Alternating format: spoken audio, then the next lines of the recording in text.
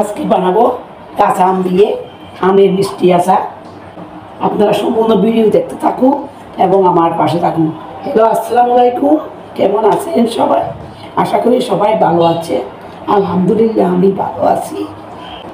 আমার ভিডিওটি যদি আপনাদের ভালো লাগে লাইক দিবেন, শেয়ার করবেন এবং আমাকে ফলো করবেন। আর ইউটিউব থেকে দেখলে সাবস্ক্রাইব করবেন। এভাবে একবার হলো এই মিষ্টি আচারটি বানিয়ে দেখবেন। আশা করি সবার ভালো লাগবে। এবার যাব মূল রেসিপিতে।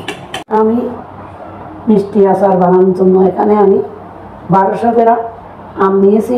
আমগুলো বাহিরে খোসাটা ছাড়িয়ে এভাবে সাইজ করে আমি কেটে নিয়েছি। আপনারাও আপনাদের পছন্দ মতো এরকম করে কেটে নিতে পারবেন। 1200 গ্রাম আমের মধ্যে আমি 550 গ্রাম চিনি দিয়ে দিচ্ছি মিষ্টিটা হওয়ার জন্য।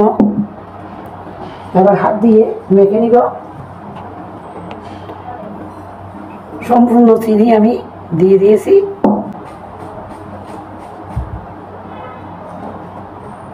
মিক্স করে নিয়েছি। এবার ঢাকনা দিয়ে 1.5 ঘন্টার জন্য অপেক্ষা করব। আমি এখানে একটা মশলা নিয়েছি। ধনে নিয়েছি 1 চা চামচ, মিষ্টি জিরা নিয়েছি 1 চা চামচ, জিরা নিয়েছি 1 চা চামচ, পাঁচফোড়ন নিয়েছি 1 টেবিল চামচ।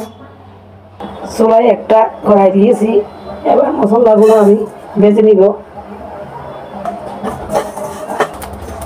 তখন এরকম কালার শেষ হয়ে যাবে, ভাজা হয়ে যাবে। এবার আমি নামিয়ে নিব। নামিয়ে ব্লেন্ডার জারে গুঁড়া করে নিব। আমি ঠান্ডা করে ব্লেন্ডার জারে এরকম আধা ভাঙা করে গুঁড়া করে নিয়েছি। আমটা ম্যারিনেট করে রেখে দিয়েছিলাম। এবার দেখুন চিনির থেকে কতগুলো পানি বের হয়েছে। চিনিটা একেবারে মিক্স হয়ে গিয়েছে। এবার একটা পাত্রের মধ্যে আমি এর মিশ্রণগুলো আমি ঢেলে দিচ্ছি। এটাতে আমি রান্না করে নিব। দিয়ে দিচ্ছি 1 চা চামচ লবণ, দিয়ে দিচ্ছি কিছু আদা কুচি, কিছু রসুন কুচি, দিয়ে দিচ্ছি 2টা তেজপাতা। আম যখন এরকম সিদ্ধ হয়ে যাবে জিনিসের মধ্যে, এবার দিয়ে দিব ভিনিগার। 1 কাপ দিয়ে দিয়েছি। 1 কাপ দিলে আমরা 1 বছর পর্যন্ত সংরক্ষণ করে রেখে দিতে পারবো। এবার দেব চিলি ফ্লেক্স। চিলি ফ্লেক্সটা আমি এরকম ছোটো ছোটো ব্লেন্ডার জারে গুঁড়া করে নিয়েছি। আপনারা চাইলে লাল মরিচের গুঁড়ো দিতে পারে। এবার দিয়ে দিব এই যে আমি একটা যে মশলা রেডি করেছিলাম এখান থেকে হাফ দিয়ে দিচ্ছি।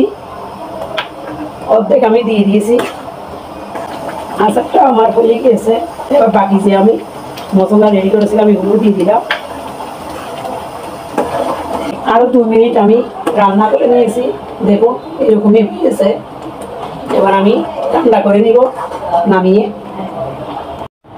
ঠান্ডা হওয়ার পর দেখুন আচারটা কত সুন্দর হয়েছে, কত লোভনীয় হয়েছে।